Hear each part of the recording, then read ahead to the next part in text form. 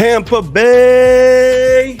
We have a brand new women's soccer team. We got the Bucks. We're going to talk about all that. You're in the Sports Lounge.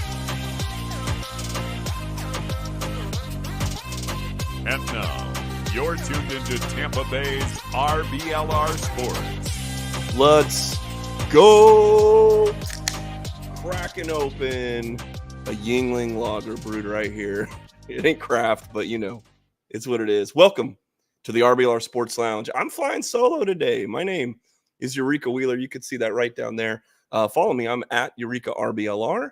I tweet a lot about sports, pro wrestling, and all things alcohol related. So we got a lot to get into today. My man Chris, unfortunately, is working today. The man's got him away from his microphone. So we'll see what we can do. When you get in here, though, make sure you are hitting that like button and that subscribe button. We give you content almost every single day now.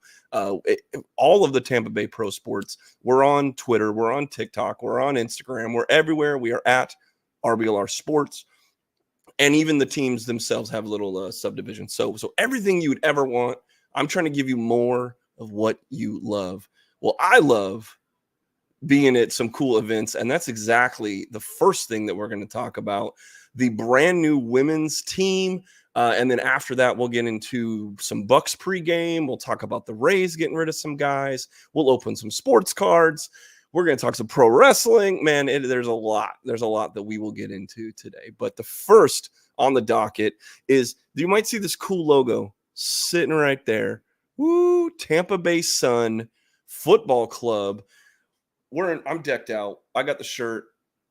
I got the scarf, I got the hat, and I caught the fever because yesterday, we've been down since day one, but finally yesterday we got our colors, our crest, and our name. Mayor Castor was on hand down here in Ybor City. There was a phenomenal event where people were partying. They were grabbing drinks of their own. It was a great time. The owners, Jeff Fox, David Laxer, and Daryl Shaw were all on hand, as well as Coach Denise Schulte-Brown. She just finished up her USF tenure, so now it's all full steam ahead for the Sun FC, baby. It was a really cool. If you didn't get a chance, we are at RBLR Sun FC. I did a little recap of the event. We also did some video right at the event showing the unveiling of the crest and the colors. This week we will have our first. I mean, we've had 2 women's soccer shows with our staff that we have there, but we're prepared. We've been ready for this women's team to show up, and starting this week, we will have our first Tampa Bay Sun FC podcast. So I'm excited. We've got some special guests lined up for that. It's going to be a good time. So at the event, though, Mayor Castor. Well, they did it in 2 parts. So at first, they had people come up and speak. They had really good speakers talking about women's soccer and the Tampa Bay area and all of the hope and dreams and things that this professional sports team is going to offer this area. And finally, like the little girls, the women of this area can now see that Tampa Bay has that opportunity. There is a place that you can go play or even just be a part of the organization and even selling tickets or something. You can be part of professional soccer at the highest level here in Tampa Bay as a woman. So I love it. I think it's phenomenal. I'm full steam ahead, but they had Mayor Castor there. They had Christina Uncle. That was the other. I've been thinking about Christina Uncle. She's the president of the company. She was there. And they did in 2 parts. So first they have the like a velvet, the covering the logo, right? It's a nice big old display. And so that the owners and Mayor Castor open it up from each side, and you just see the roundel that says, for the first time we see, and you could see it right down here in the corner, it says Tampa Bay Sun Football Club. Now there might be some opinions about, okay, it's America, we call it soccer, but it's pretty much interchangeable. The amount of the soccer community that knows football and soccer are interchangeable. I dig it. And having a little bit of that European roots kind of sliding into the women's game here in America. I'm for it. That doesn't really strike me in a bad way. But then we didn't see the middle part yet. Mayor Castor had to go, and she grabbed the other piece of the board and brings in what I think is the true, just knocks me off my feet part of this logo, and that is the centerpiece where the sun is in the very center of it, and it's like a goddess, irradiating the glow of the sun right in the middle. But then the rest of it, they took inspiration from the old tiles. I mean, I live here in Ybor City, so walking the streets of Ybor, you see the Columbia restaurant, and you see all this architecture that has a lot of these archways that lead into these 90-degree angles, and the whole thing evoking the architecture of Ybor City, and old Tampa buildings, right? Evoking that tile that we see all over, like the Columbia restaurant and throughout Ybor. Ybor being the home of this team, and make no mistake about it, like even with them having a temporary stadium location for the next 3 to 5 years, Ybor City is the literal and spiritual home of the offices of the club and everything right here in Ybor. So I love it. I think that middle part, if they took away the roundel part, it would be perfect. But I mean, I like this for stationery or for as a secondary. It looks good on a t-shirt. It looks good on a t-shirt, but to get the point across about what it is. But I really, really hope that middle part is the only thing that we see on the crest of the kit. Now, we didn't see kits yet. President Uncle said that those will come shortly, or in the future. Didn't give us a complete timetable, but anyway, excitement is the word, because sometimes we just saw this with San Diego FC in Major League Soccer. There's only one chance to make a first impression, and sometimes soccer clubs in America fumble the bag very, very, very, very, very badly. I was able to look the ownership in the eye last night when I was shaking their hands and let them know that, in my opinion, I think that they've having the right people introduce the club, having the right, getting the right kind of marketing people together and graphic designers. Off the top of my head, I can't remember the exact company they used, but they used a company that has done logos and branding in the past very successfully for a number of professional sports clubs. And again, I think that they could have shortchanged, they could have cut a corner, they could have done a number of things that we have seen very recently in the soccer world. In my opinion, I think they've done this all right. They've talked to the community. I don't think that was just glad handing and kind of saying, "Oh shucks, guys, we really care about you." This whole event, having the speakers they did, having the rollout that they did, inviting the public to this thing, it wasn't just a press conference. It was and immediately having swag, immediately having things that we would want.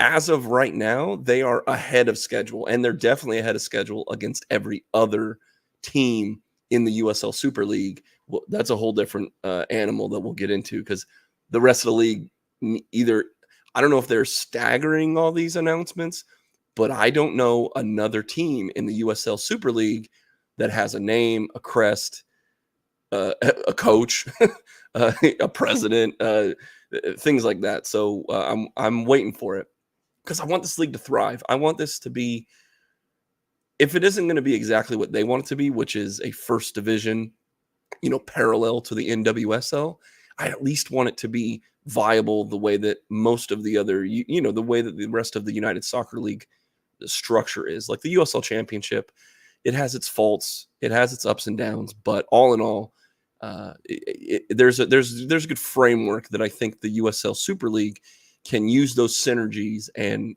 hopefully be successful. So there's going to be more to that. We'll move on here to the Sports Lounge, but all in all, very exciting, very awesome, very cool, and I can't wait for more. Right? Moving on to our next topic, though, is going to be the Bucs versus the Texans. And, well, we sit here with the Buccaneers not doing so well. Houston is the favorite in this game. They are 3-point favorites. And the Bucs are looking to break their streak against a team that they absolutely can. The Texans are not, by any means, a upper echelon of the AFC or the NFL for that matter. They are very similar to the Buccaneers in a lot of ways in terms of their ability to run the ball. I don't think they have a lot going on for them. I mean, Pierce only has a few more carries and a few more yards than Rachaad White, which Rachaad White definitely wouldn't be someone that we're sitting here saying is having a top caliber season. They're led by a rookie quarterback in CJ Stroud, which he's had flashes of brilliance. He has a very good touchdown to interception ratio, but rookies fail. Unfortunately, that's part of the game. Is they have to learn the speed, they have to learn the tactics, and as now we've seen a couple months of game film for CJ Stroud, there's things that defenses are going to be able to pick apart from him, and that's the strength of the Bucs. For the Texans, is that the Bucs defense is the one solid element of our team. It's the one thing that to be honest with you, I'm not worried about.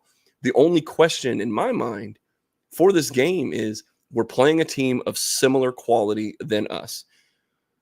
Can we score 20 points? Yeah, I said it last week with Chris. We've said it for a couple times now. The Buccaneers have not shown that they can score. In the one game they scored 20 points, they dominated New Orleans 26-9. Since then, they have less than 19 points in the last 3 games. The Texans they've played just about the same competition that the Bucs have, with just a little bit more success. They can score 20 or more points, but the games that they've been held to under 20 points, they lose. I don't see the Texans scoring more than 20 points against this Bucs defense. Therefore, recipe for success, anybody. We have to see this offense, Baker Mayfield, lead the offense in a way that they capitalize in the red zone. We have to convert on third down, which has been a problem for the last month. We haven't been able to move the ball in the red zone. We haven't been able to have long sustained drives. We've had penalties. We've had things and if you look at other than the skill position of wide receiver, there's not one position that I would say is dominant in any way against any other team in the NFL.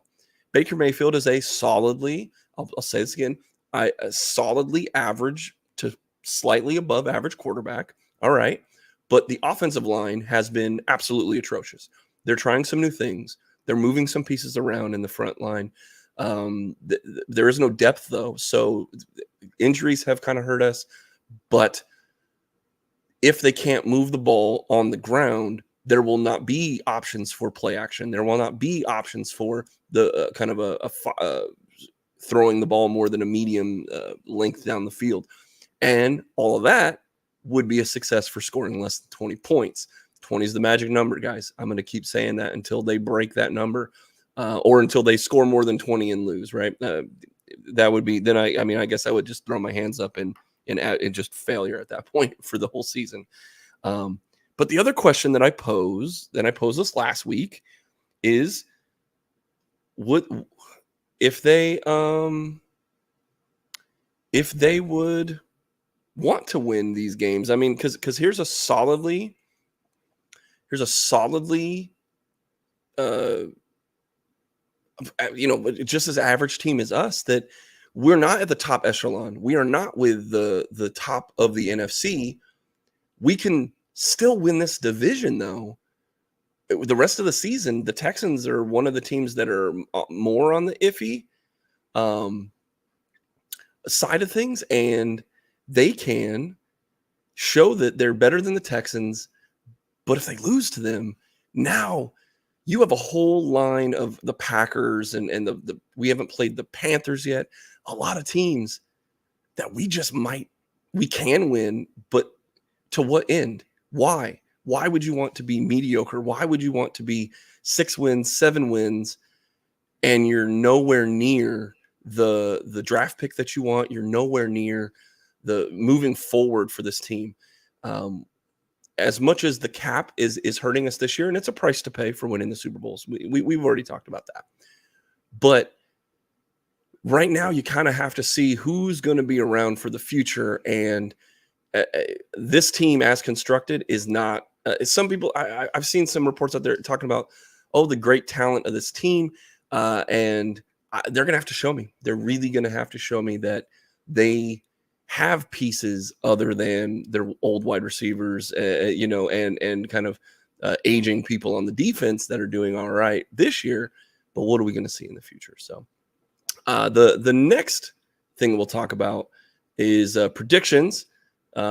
Chris said he was working. He did give us a prediction, though. He said that he has the Bucs losing 16-13, and I mean, again, that's right what I said. Is that if the Bucs don't score 20 points, they're going to lose, and even if they keep another team under 20 points, if they're able to do that, then they have the chance to win. But if they only score 13 points, they're not going to win. For me, though, my heart says they're going to win this game. My heart says they win this game 21-14 or 21-13, right? This, again, if they can't do this, then I'm punting. This is my line. This is my line of demarcation that, like, if they come out and just mollywop the Texans, then we do have a chance to really make some noise in the division. We can win the division outright. We can maybe, hopefully, gain some steam and work some things out to make a wave in the playoffs. And then you're talking, all right, well, then if you're going to be in the tournament, you might as well win it. I'm not saying anywhere near the Bucs having a chance to win the Super Bowl, but if you're going to win the division and you can make waves in the playoffs, then you go for it. If you can win, go ahead and do that. But at the end, if you lose to the Texans, though, that's my line where I go, buddy, now you're 3-5. There's really no hope in future to get out of this purgatory. And I would rather be very, very bad for 1 year, get out of cap hell, get a good draft pick, clear out some of the dead space. But there's way more questions than answers when it comes to the Bucs. Our next topic is going to be Rays releases. The Rays had a bunch of dudes that were coming off of the 60-day injured reserve list, as well as having to keep Wander Franco on the roster. There hasn't been any movement in terms of the investigation, and I don't really want to cross that bridge there. But unfortunately, they did have to outright release 6 guys is who they did. So I'll name them off here and then kind of talk about what I think about it. Off the rip, they got rid of Christian Bethancourt, Jalen Beeks, and Josh Fleming. They also got rid. Those were names that we've definitely seen on the field contributing in key roles for this team over the last year. So we also got rid of Tristan Gray, Ramiel Tapia, and Cole Sulser. Now, those are guys that Tapia was a minor league signing. He's a major league player, but they kind of gave him a look. They gave him a shot to see what they had. He played.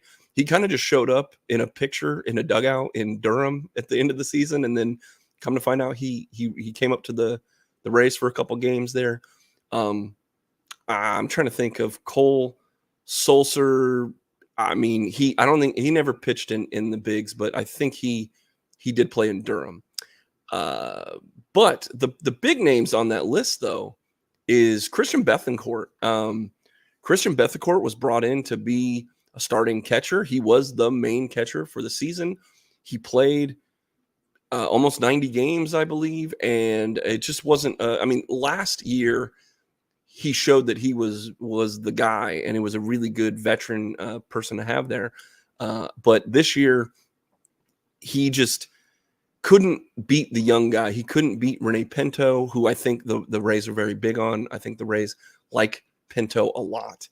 And they're going to kind of clear that out. But don't be surprised if the Rays still keep looking for even better catching than Rene Pinto, because Pinto still defensively needs a lot of work. So Jalen Beeks kind of went up and down in the season between AAA and the majors. Ended up with 30 games, and he had almost a 6 ERA for those of you like ERA. But unfortunately for Jalen Beeks, there's too many times that he was on the wrong end of a bad outcome. And so, I mean, I like Beeks coming back from injuries, a big part of his story, but he just couldn't really put it together for the Rays this year. Josh Fleming's a guy's up and down again. In my mind, I think that Flemdog was he had some highs, he had some lows, but this year was just kind of also injured a lot. And he in the early season he pitched a lot, but towards the end of the year just couldn't get him on the field. So there's still a couple other guys. I'm looking at the transactions here. They've already gotten rid of Davinsky, Jake Diekman, Bob Steve, and there's a couple more. I think there's a couple more guys. The Arboleda Rays guys would have to tell me a little bit more about the Rule 5s. There's some Rule 5 things. There's still some open spots and decisions they need to make on who will be on the roster versus the Rule 5 guys. There's a number of people that probably are going to get taken, but off the top of my head, if there's any, maybe Blake Hunt would be one of the guys, but guys like Seymour, Wilcox, Shenton, those are guys that might get taken by the Rule 5. So, but a lot of moves, man. Christian Bethencourt being the big one that unfortunately just didn't work out. It's just age or performance comes for us all. And the Rays are a team that will get rid of someone earlier. Hell, we saw the World Series, how many former Rays were playing at the same time. I think it was 15 former Rays were in that World Series.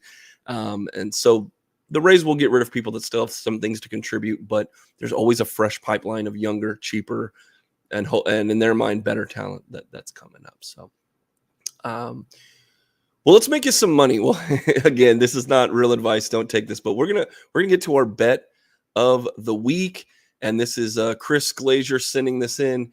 Chris, his bet of the week is to take the Browns to win against the Cardinals. They are a big favorite of the Saints to win. They are the favorite against the Bears.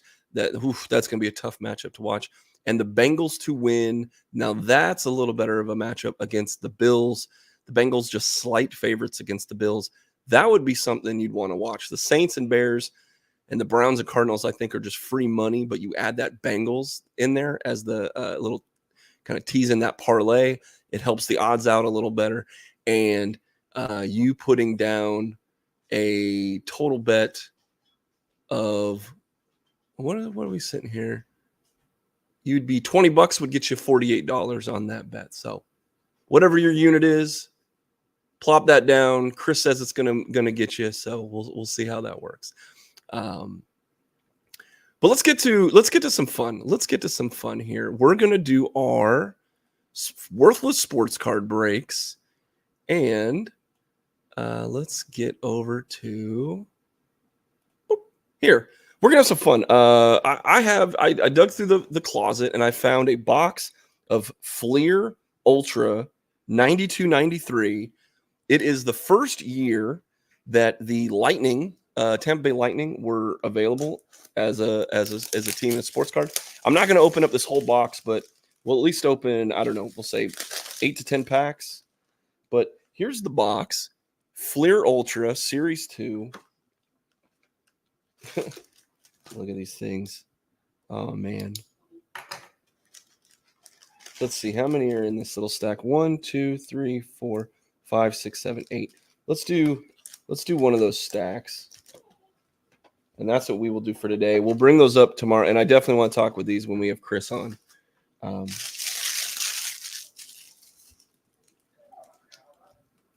So Fleer Ultra. Now, the other thing I love about Fleer, this 92-93 Ultra, one of my favorite designs in like just card history. Now, they're glossy cards, so these might stick together. So we might unfortunately lose. Yeah, you can. Oh man, they're kind of bricked up over the years. But let's see what we got. Bruce Driver. See, the first card's already sticking together. We got Bruce Driver, Kerry Huffman of the Quebec Nordiques, Daniel Barthum, Terry Conker, Ron Tugnut, who was he was a good goalie back in the day, Alexei Zhitnik, Eric Weinreit of the Hartford Whalers. Gotta love that. Here's Mike McPhee. Oh, man. Maybe we'll only do like 5 of these because they are just bricking up on me. Odalin, Sweeney, Shepard, Kerry Wilson. I love all these old sweaters too. Nordiques, Whalers in the first pack. Gotta love that. And of course, this is the early 90s, so we're going to see some early Ducks and Sharks sweaters. There's MacGyver, Ted Krieger, Scott Mellenby. No Hall of Famers yet. Gino Odick, Darian Hatcher, Sean Hill, Ken Baumgartner, Vincent Rindu. Here's Darren Pupa, who was part of the Lightning here. Darren Pupa. Mike Krolshinsky, Kusera. Oh, here we go. Boom. Our first Lightning is Rob Zomner, rookie card for the Lightning. Look at those beautiful jerseys. Hell yeah. Look at that. I love it. So that's going in the PC. And here's Tom Peterson in those Sharks jerseys. So there we go. We got Rob Zomner. Let's see. Some names of the past. Let's get in here. Oh, man. Peter Svoboda. He was a good one. Dmitry Mironov. Stephanie Matu. Now here's so this is a ultra import Peter Nedved. He was a good player back then. And here we go. Here's another Lightning player. Boom. Bob Beers on defense. Oh man, look at those. Look at the. Let's see if we can get this in there. A little inaugural year patch up there. Love it. Phil Bork. Philippe Bozon, Peter Ahola, Travis Green. Stuck in there is Ken Denyenko. Here's Ron Hextall in those. I love the Nordiques jerseys, man. They're one of my favorites of all time. Jamie Baker, Stefan Beauregard.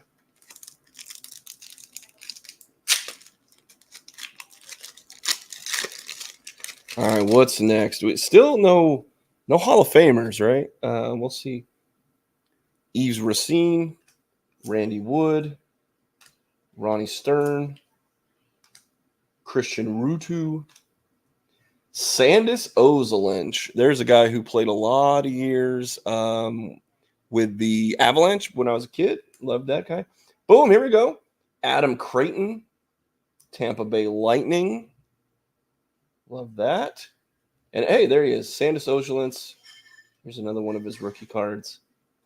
Stuck to another card back here, but here's Sandis Ozolinsh, one of the guys of my youth. Mark Hardy, Guy Hebert, Troy Loney, Danny Lorenz rookie, Andre Kovalenko rookie, Chris Luongo rookie. Loving it. These are, man, Chris Luongo. Sandis Ozolinches. That is like nostalgia hitting me right in the happy button here. Can't believe it. Brian Bellows. Ted Donato. There's another one stuck to him. Steve Chison. Drake Borowski. Kevin Dahl. Ooh. Dave Christian. And here's Ken Hodge. For all you Ken Hodge fans of the old, there you go. Ooh, checklist. My favorite. But it does have the lightning. So in this set, we might be able to make the whole set. Anderson, we got Beers. Brian Bradley's coming up. Adam Creighton. Ken Hodge. Chris Kontos. Rob Ramage. John Tucker. Rob Zomner. So there we go. So there's still more in here. Kevin Miller. Mike Needham. Marty McInnes. Sylvain Cote. Timu Solani rookie. Now, I don't know if this will grade well, but if it did, this is one of the cards that would be worth more than a couple bucks. And if you got it graded PSA 10, I mean, in this same set, the Hall of Famers PSA 10s go for at the most $100. Timu Solani has another rookie card, but those graded out PSA 10 can get you about $100. Here's Frederick Olson. Boom, here we go. Brian Bradley. Let's see if we'll put these over here. See if we end up making the whole set. Where was that? It's the one time I actually need the checklist. All right. So total, there are 1, 2, 3, 4, 5, 6, 7, 8, 9, 10. And we've got 5 of them now with Brian Bradley. So we're halfway there, guys. Artis Urbe, rookie. Phil Broughton. Nielsen Emerson. Jeff Daniels. Darius Kasparaitis. Bruce Driver. Kerry Huffman. Next time we get a lightning guy, I'll show you the back of these cards. Terry Cartner. Now we're kind of at the front of this. Lonnie Loach, man, those Kings jerseys, the Gretzky era, were dope. Robert Petrovicki. All right, let's see. We got, 3 more packs to get into. Let's see if we can finish this lightning set.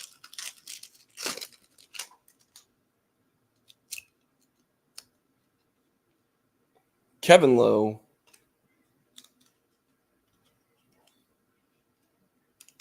Rick Tabarici.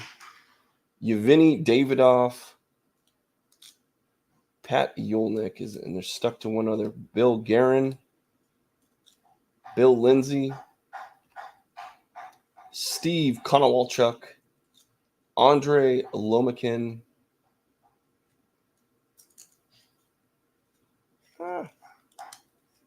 Man, this era, these glossy things. Tim Fergus, Dixon Ward, Patrick Poulin.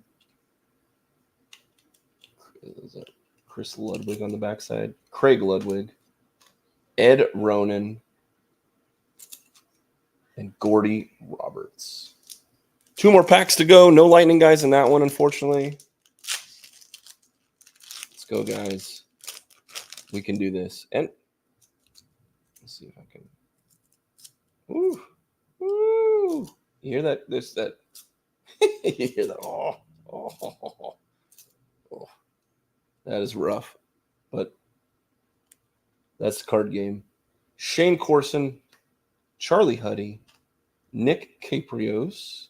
I think there's one stuck to him. Russ Courtnall. Patrice Boissois. Dmitry Karvolnov.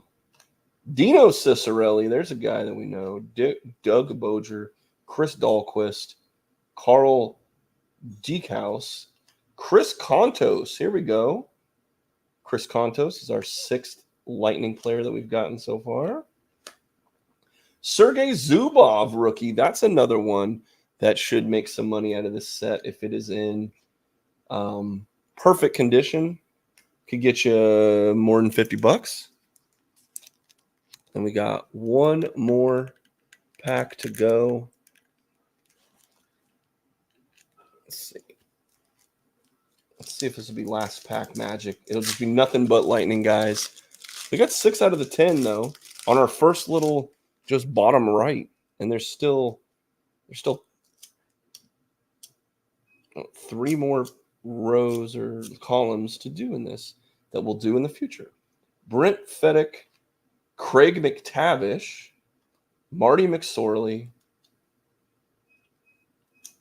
So there's some names that we know. Frank Petrangelo, Gaten Duchesne, Kevin Haller, Gregory Panatelev, Mark Howe, Yuri Kemlev, Chris Lindberg, Sergei Kratsov, John Tucker. Here we go. There's John Tucker, Michael Picard, and Ed Olczyk. So, look, we got a couple up here. We got Sergei Zubov and Timu Solani, big names from that era. And we've got 7 of the 10 or so that are in the set. So, all in all, this is a pretty good haul. Pretty good haul today. I'm happy with that, man. I was going to show you the back of this. So, again, one of my favorite designs of all time. You have this shiny kind of line breaking apart what looks like frozen ice, like a bluish color frozen ice, and then these like granite stone where the names go over them with a little bit of bevel and embossing. That's pretty good. And then on the backside of all these cards, you have, here's one action shot, then on the back, here's 2 more action shots, the logo of the team. And, he played with New York Islanders last year before he went to the Lightning. Let's take a look at Chris Kontos on the back. A couple more shots of him on the ice in the Lightning gear. Here's Adam Crichton. Boom. So what more can you ask for, man? I especially for an inaugural set. They're an iconic look to me. They are a wonderful, wonderful piece for any collection. And thank you for checking along. So that was our worthless sports card breaks. So the last thing that we'll talk about as I move this over here is Pro Wrestlers of the Week. Because I do believe that I do have our pick from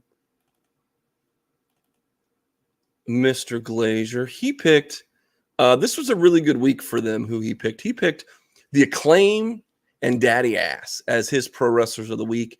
And I think it's a great pick. Look, on Wednesday, on Dynamite, they were the focal point of the MJF story. Max Caster wants to help out MJF. MJF is got everybody in the world gunning for him, and the only person other than Samoa Joe, but Samoa Joe, he has a very specific reason why he wants to help out MJF. And MJF used to be, he's still that scumbag, so he knows what's up. But here comes, again, the story is a little weird, but Max Caster kind of obsessed with MJF, a person that he's known for a long time.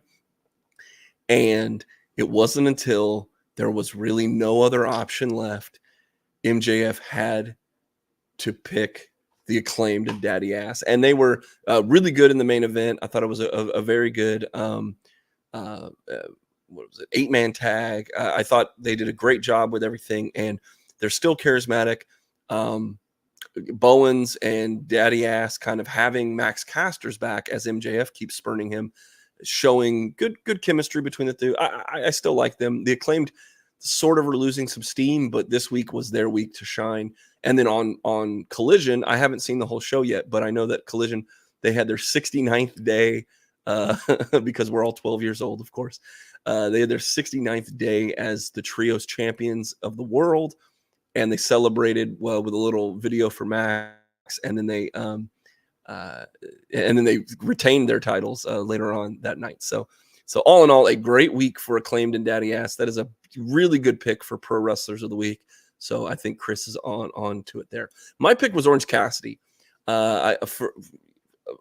man, him and Claudio had a barn burner to start Dynamite this week. I thought it's very good that they're transitioning Orange Cassidy away from the super comedy gimmick, and that him putting his hands in his pockets is actually like a way that he got out of a move this week.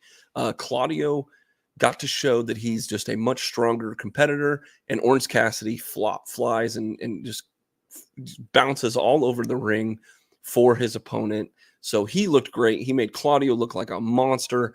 But then Orange Cassidy, you never can count him out. Even if he's getting dominated for a whole 15 minutes, he can pull out a crucifix roll up out of nowhere and retain his international championship, because the one guy he really wants is not Claudio Castagnoli. It's, of course, Jon Moxley. And that's now a match that I want to see, because Orange Cassidy's been able to work through the Blackpool Combat Club, and now there's only one more guy for Orange Cassidy to fight, and that is Jon Moxley. So, with that said, guys, it's going to be a little short. We don't have Chris here. He's working, unfortunately, for the man. So, I was hopefully holding this down for you on the solo tip, but we're trying our best. Make sure that you're hitting us on all forms.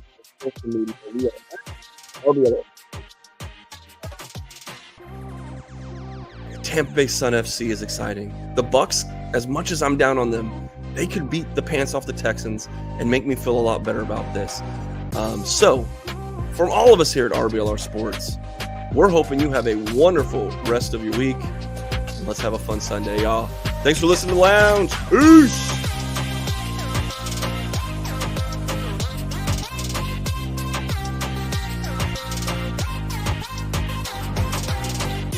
Thank you for tuning into this presentation by RBLR Sports. On your way out of the stadium, please remember to like and subscribe.